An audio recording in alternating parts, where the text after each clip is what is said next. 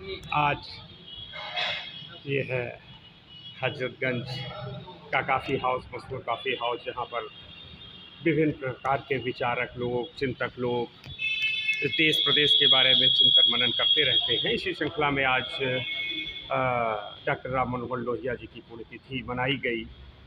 उस पर विभिन्न गणमान्य लोगों के विचार जानते हैं, समझते हैं, साझा करते हैं जनता खबर के साथ। हमारे साथ हैं योगेंद्र नारायण उपाध्याय जी, लखनऊ के इंजीनियर योगेंद्र नारायण उपाध्याय जी। आपसे जानते समझते हैं लोहिया जी के बारे में। जी, आपका स्वागत है जनता खबर में। लोहिया जी के बारे में कुछ बताइए, क्या चर्चा रही आप लोगों की?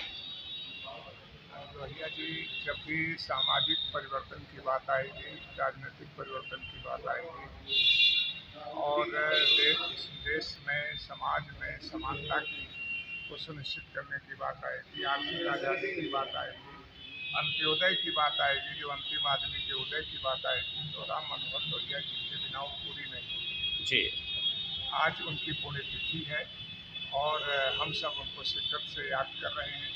जो वर्तमान परिस्थितियां हैं देश की, समाज की, उसके लिए आज लोहिया जी के विचारों की बड़ी आवश्यकता है और देश के लोग ये महसूस करते हैं कि अगर आज लोहिया जी होते तो निश्चित रूप से जो आज स्थितियां हैं इसके खिलाफ नौजवान, किसान और जितने भी बुद्धिजीवी हैं, जितने समाज के चिंतक हैं, वो सब खड़े होते और देश की स्थिति बदलती।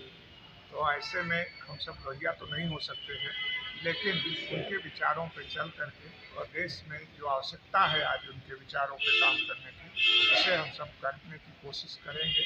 यही उनके लिए हमारी श्रद्धांजलि होगी। जी, जी, बहुत बहुत धन्यवाद। लोहिया जी की पर आज विचार संगोष्ठी करते हुए, अपने अनुभवों को साझा करते हुए हम इसी श्रृंखला में गोविंद राव जी हैं, पूर्व विधायक, उनसे जानते समझते हैं लोहिया जी के बारे में। जी, आपका स्वागत है जनता खबर में। आपको जनता खबर के दर्शकों को लोहिया जी के बारे में बताइए। जी, केवल लोहिया जी नहीं, जो भारतीय समाजवाद जी, के जनक बिल्कुल हैं, बिल्कुल। डॉक्टर राम मनोहर लोहिया, जयप्रकाश नारायण, आचार्य नरेंद्र देव, इस देश को सबसे बड़ा योगदान उनका ये रहा कि पश्चिमी समाजवादी दर्शन का उन्होंने प्रारंभ में ही भारतीयकरण कर दिया। मार्क्स का जो चिंतन था वो पश्चिमी दर्शन था और लोहिया, जयप्रकाश नारायण, आचार्य नरेंद्र देव ने जिस समाजवादी दर्शन को भारत में स्थापित किया वो शुद्ध रूप से स्वदेशी था और मानव उसके केंद्र में था। हालांकि मार्क्स का प्रभाव लोहिया पर था, गांधी का प्रभाव लोहिया के ऊपर था और थोड़ा बहुत जवाहरलाल नेहरू जी का भी प्रभाव था लोहिया जी के ऊपर। उससे प्रभावित भी थे लोहिया, लेकिन लोहिया इस मामले में भिन्न थे कि जहां आज़ादी के बाद विनोबा जी को गांधी जी का आध्यात्मिक उत्तराधिकारी कहा गया, जवाहरलाल नेहरू जी को राजनीतिक उत्तराधिकारी कहा गया और समाजवादियों को कुजाती गांधीवादी कहा गया। मैं उससे परे जाके बात करना चाहता हूँ कि लोहिया, जयप्रकाश नारायण या आचार्य नरेंद्र कुजात गांधीवादी नहीं थे, बल्कि वो गांधी के सच्चे सामाजिक और राजनीतिक विचार के उत्तराधिकारी थे, वैचारिक उत्तराधिकारी थे। और लोहिया जहाँ मार्क्स को अपना आदर्श भी मानते थे, लेकिन मार्क्स के जो उन सारे विचारों को जिसमें मनुष्य ओझल था, मनुष्य की जो स्वाभाविक प्रकृति और प्रवृत्ति है उसको दरकिनार कर केवल भौतिक समृद्धि पर ध्यान केंद्रित किया मार्क्स ने और उसका दर्शन प्रतिपादित किया। लोहिया ठीक उससे उलट मनुष्य की गरिमा सम्मान के साथ उसके भौतिक सुख सुविधा का दर्शन प्रतिपादित कर रहे थे। ये बहुत बड़ा योगदान है भारत के लिए, विश्व मानवता के लिए बहुत बड़ी योगदान है। लोहिया, जयप्रकाश और आचार्य नरेंद्र देव, अगर इनमें से करुणा और हिंसा के बीच के अंतर को पाट दिया जाए तो मार्क्स, लोहिया, जयप्रकाश, गांधी में कोई अंतर नहीं है, केवल अंतर है हिंसा और अहिंसा का। इस मामले में भारतीय समाजवादियों ने दुनिया को एक राह दिखाई है समाजवादी दर्शन का।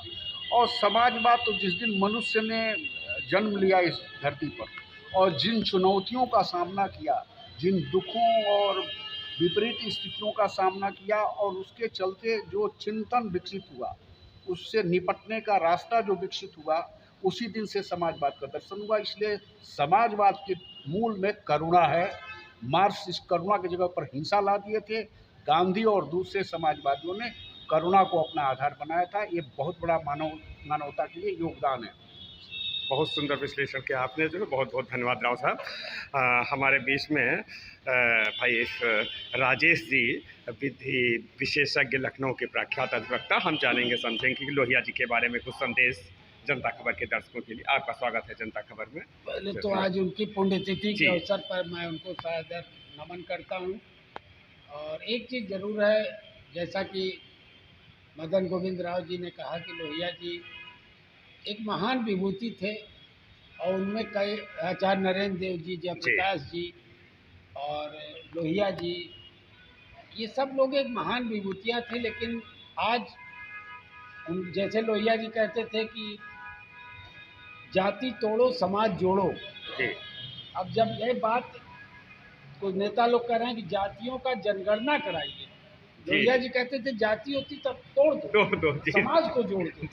क्या ये लोहियावादी नीति का मजाक नहीं उड़ाया जा रहा है?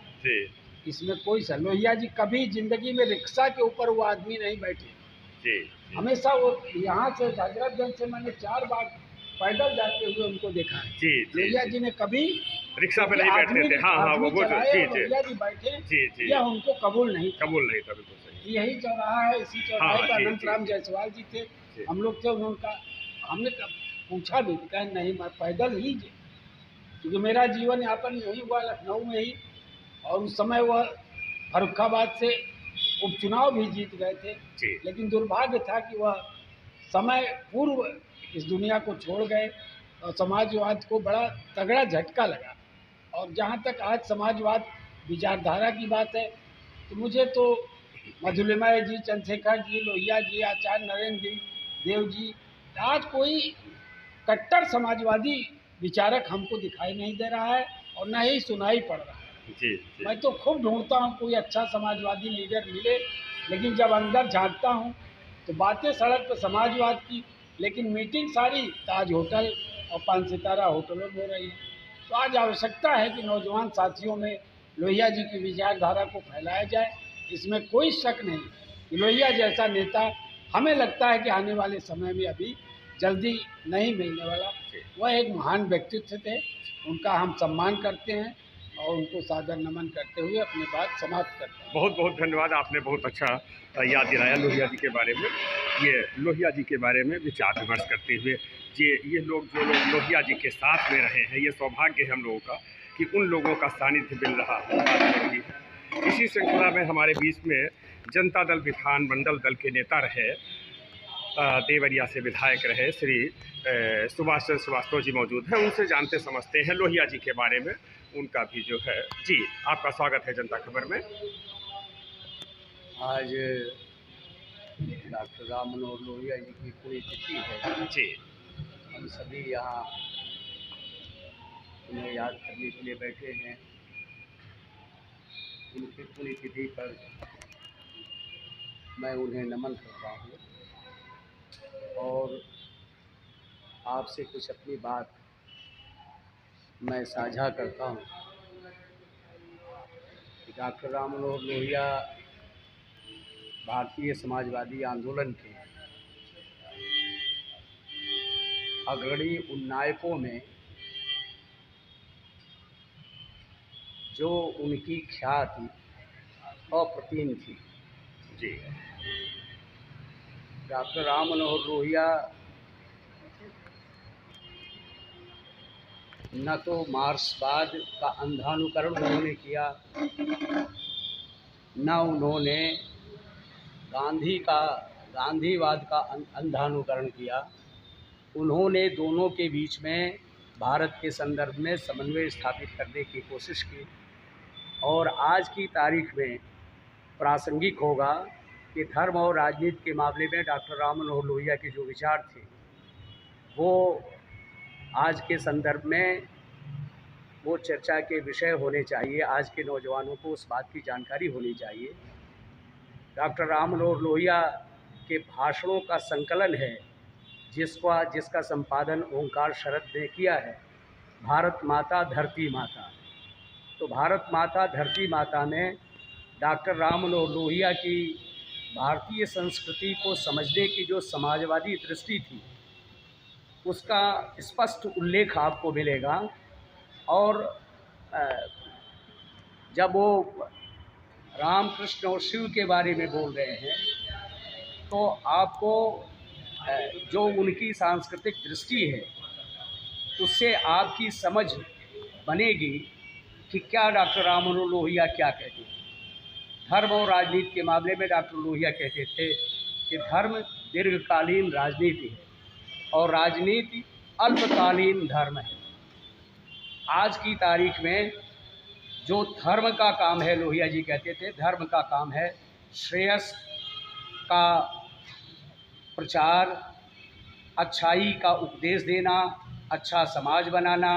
राजनीति का काम है बुराई की आलोचना करना, बुराई और अन्याय के खिलाफ संघर्ष करना।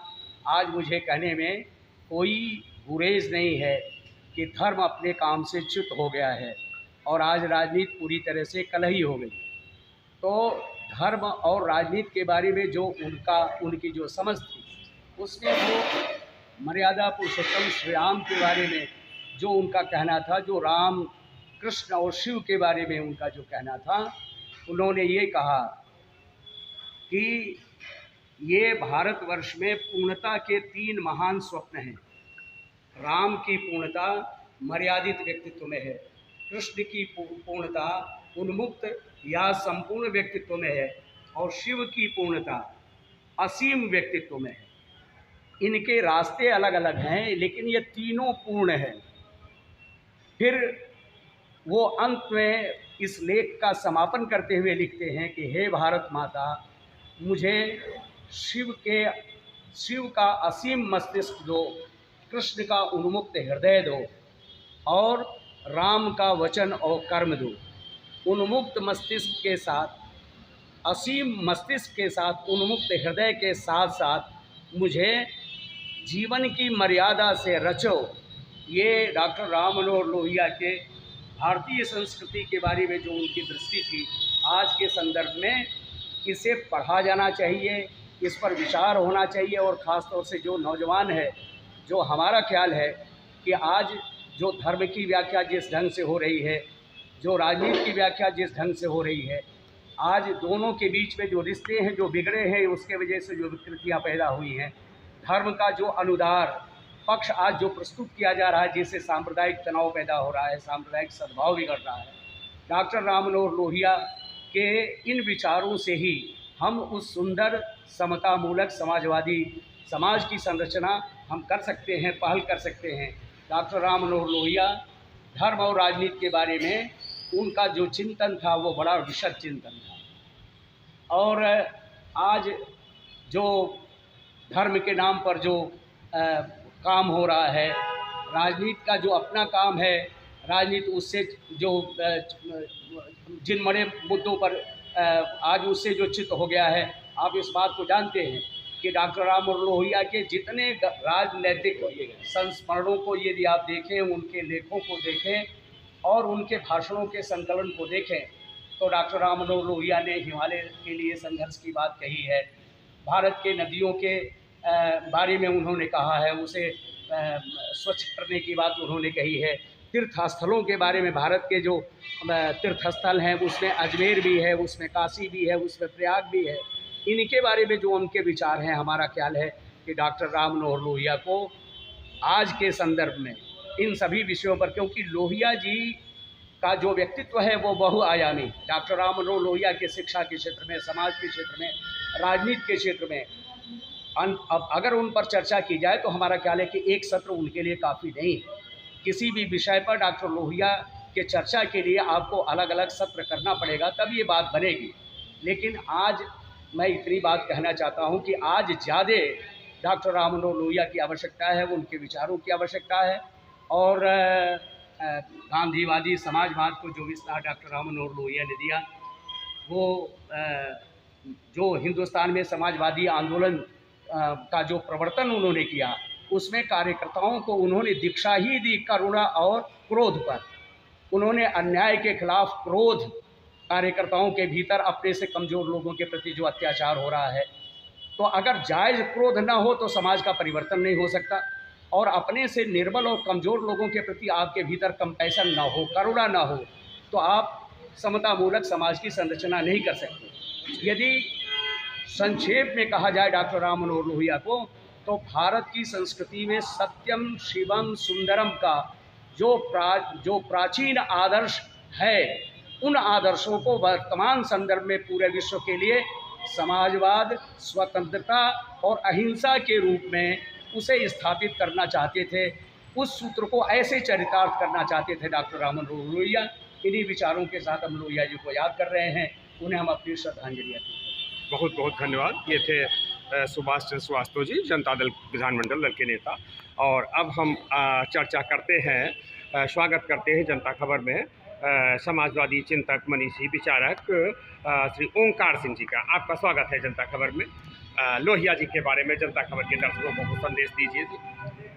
आज डॉक्टर राम मनोहर लोहिया जी की 56वीं पुण्यतिथि है जी।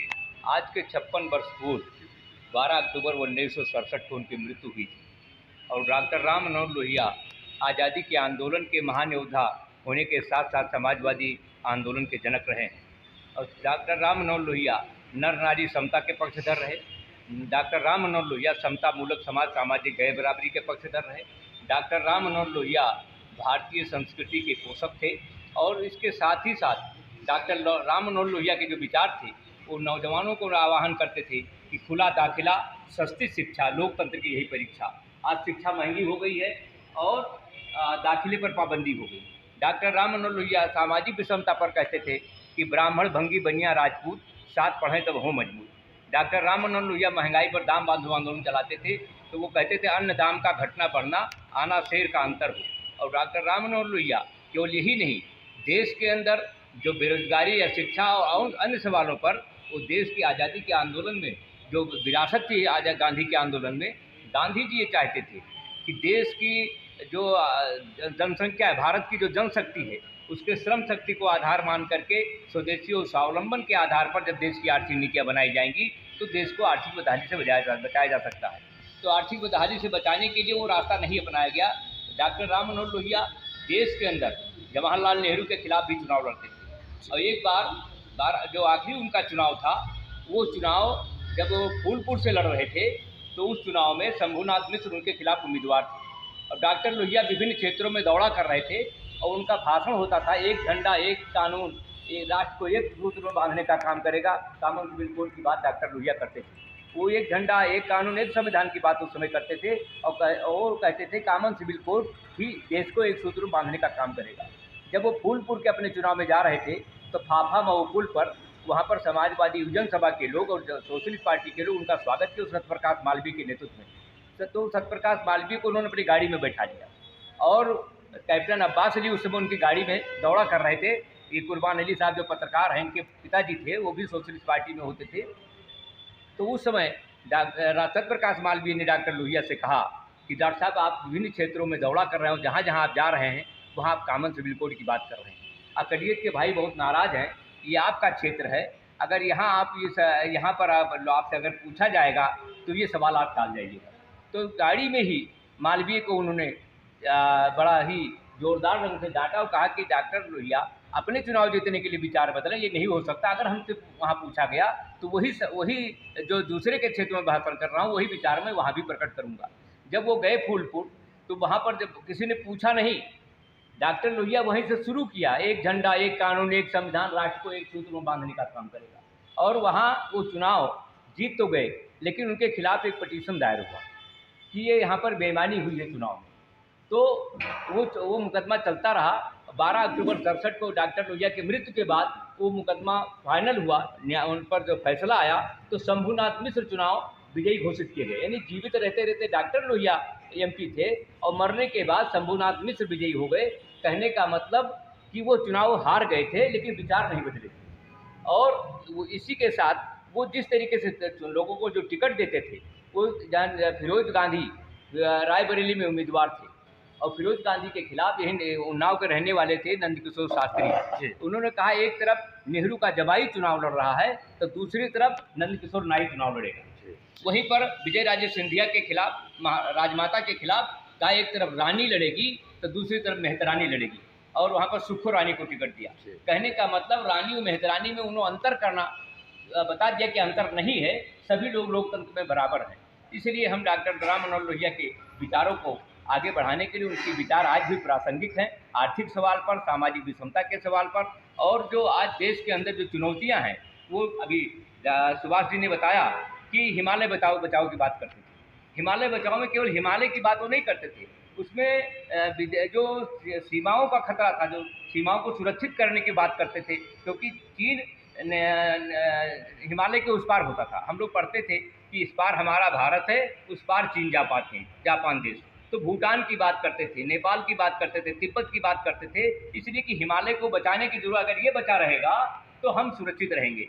आज तिब्बत पर कब्जा होने के डॉक्टर लोहिया कहते, जयप्रकाश नारायण चाहते थे, दलाई लामा यहाँ पर आया और वो चाहता था कि हम विलय कर दें तिब्बत का, लेकिन विलय नहीं कराए। 59 में जब कब्जा हो गया तिब्बत पर, तो 62 में हमारे ऊपर उन्होंने आक्रमण किया और तिब्बत के बाद हमारी भी ज़मीन उन्होंने छीन ली।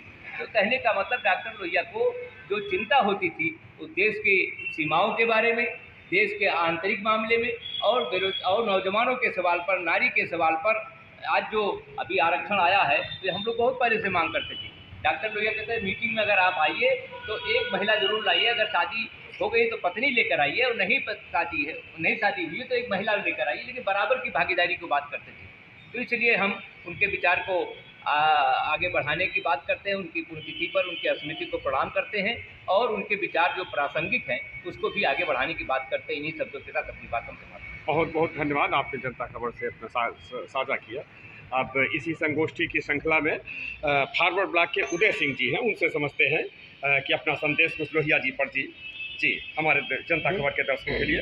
जी, दुनिया के सब देश में जी समाजवादी चिंतक और परिवर्तक हुए, भारत में भी लोहिया चिंतक और परिवर्तक, और मार्क्सवाद के थ्योरी को हर एक देशों में अपने अपने तरीके से पेश किया गया। उसके लिए कोई दूसरा तरीका आज भी नहीं है। मार्क्सवाद में जो लिखा है वो कटु सत्य है, लेकिन देश और काल की परिस्थितियाँ अलग अलग, भाषा संस्कृति अलग अलग होता है, और उसके लीडर उसको उन शब्दों में बताने की कोशिश करते हैं। लेकिन मेन जो चीज़ है अभी जिसके लिए हम फंसे हुए हैं, 67 में सरकार बनी, लोहियावादियों की भी सरकार बनी, लेकिन गरीबी दूर हुई? नहीं हुई। क्यों नहीं हुई? कि 4 चीज़ जिस पर ये पूंजीपति अधिकार करते जा रहे हैं। पहले सामंतों का अधिकार था, हवा, पानी, जमीन, ये चीज़ें जो है, आज भी कोविड में लाखों लोग मर गए बिना हवा के, ऑक्सीजन मिला ही नहीं। जमीन पर जंगल से लेकर भारत के सामंत तक कब्जा करके बैठे हुए। आज आदमी के पास 1 कट्ठा जमीन नहीं है, फ्लैट 500 करोड़ों में बेच रहे हैं, लेकिन जो फ्लैट खरीद रहे हैं वो गुलाम होते जा रहे हैं। नौकरी करते हैं और अपनी सैलरी शीट देते हैं, मिलता है, सारा पैसा उनके पास चला जाता है। सीमेंट बालू सबके दाम बढ़ते जा रहे हैं। तो शोषण की प्रवृत्ति के 4 चीज़ जो कार्ल मार्क्स ने कहा कि जमीन पर, हवा पर, पानी पर सबका समान अधिकार होना चाहिए। और धर्म जो है वो इस चीज़ में बिल्कुल बाधक है। धर्म तो एक ऐसी अनर्गल चीज़ है जो आदमी को नपुंसक बनाता है। पहले चेतना तो नहीं आई, पहले बच्चा पैदा हुआ जमीन पर, उसने न राम को देखा, न कृष्ण को देखा, न जीसस को देखा, न अल्लाह को देखा। जब उसमें चेतना आई और लोगों ने बताया कि हमको बनाने वाला ईश्वर है, अगर उसको बताया न जाता तो उसको ये भी नहीं पता चलता कि ईश्वर है। ईश्वर नाम की कोई चीज नहीं है। मनुष्य ने अपने कल्पना से अपने शोषण के लिए ईश्वर को स्थापित कर दिया। अगर सारे मनुष्य ठीक हो जाए तो एक आदमी का शोषण न हो और पूरी दुनिया सुख में चले। अभी रेल में देखिए डिब्बे बने हैं, first class, second class, third class, पैसे नहीं है तो मरो। लेकिन मानवता तो ये है कि जो एक आदमी आराम से जाना, दूसरा आदमी भी आराम से जाना चाहिए। तो ये सारा चीज है। तो कार्ल मार्क्स ने कहा कि उत्पादन के साधन पर स्टेट का राइट होना चाहिए और स्टेट उसका समान वितरण करे, लेकिन स्टेट का उस पर अधिकार नहीं है, व्यक्ति का अधिकार है। तो जिसके पास पैसा है वो राज भोगेगा। और लोहिया जी इसी का उसी पर विचार बता दें। लोहिया जी इसी बात को हिंदुस्तानी बिल्कुल तरीके से बिल्कुल, बताते हैं। बहुत बहुत धन्यवाद आपने जी। कुबेर भंडारी जी हमारे बीच में इस विचार संगोष्ठी में आपका स्वागत है। जनता खबर में पूर्व विधायक जी, पूर्व विधायक समाजवादी नेता जी। 62 में चुनाव होने वाला था जी और लोहिया जी गौरी बाजार जी में मीटिंग की जी और जी रात को विश्राम करना था डाक बंगले में। जी तो हम लोग राजनीति में प्रवेश कर गए थे, वही बैठे थे।